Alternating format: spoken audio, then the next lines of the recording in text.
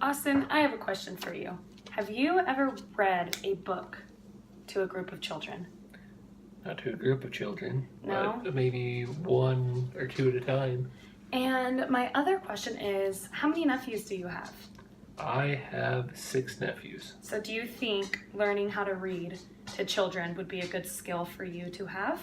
Probably, especially as they get older and can understand and learn. Okay, so I'm going to teach Austin how to read to children to keep them engaged and have it be fun and exciting. So Austin, I'm going to pretend that Austin's a child and that I'm his teacher so he can get kind of the hands-on learning or visual learning. So Austin, this book is called Ada Twist, the Scientist. That is the title of this book. The author is Andrea Beatty, illustrated by David Roberts.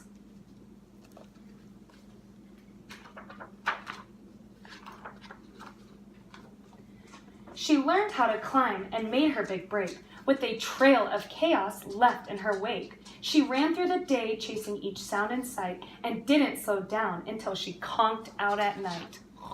Choo, choo. Her parents were frazzled, but they tried not to freak. As Ada grew bigger, and still she did not speak. Clearly, young Ada, with lots in her head, would have something to say when it ought to be said.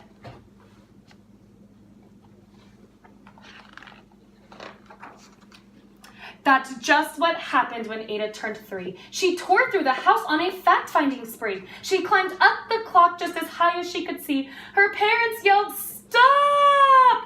as all good parents would. But Ada's chin quivered. She did not cry. She took a deep breath and she simply asked, "Why?" Austin, how would you feel if your parents yelled, "Stop!" at you when you were doing something you shouldn't have been doing? I would feel scared or sad. Yeah. That must have been how Ada was feeling. Why does it tick? And why does it talk? Why don't we call it a granddaughter clock? Why are there pointy things stuck to a rose? And why are there hairs inside of your nose? She started with why, and then what, how, and when. By bedtime, she came back to why once again. She drifted to sleep as her dazed parents smiled at the curious thoughts of their curious child, who wanted to know what the world was about. They kissed her and whispered, "You'll soon figure it out."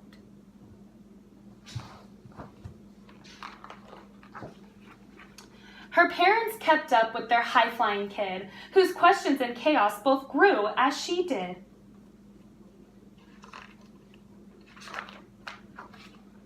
Even Miss Greer found her hands were quite full when young Ada's chaos wreaked havoc at school. But this much was clear about Miss Ada Twist: she had all the traits of a great scientist.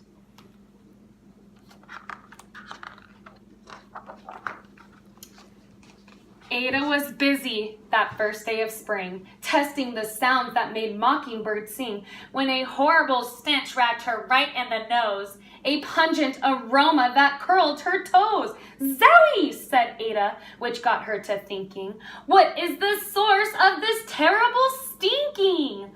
How does a nose know there's something to smell? And does it still stink if there's no nose to tell?" She rattled off questions and she tapped on her chin.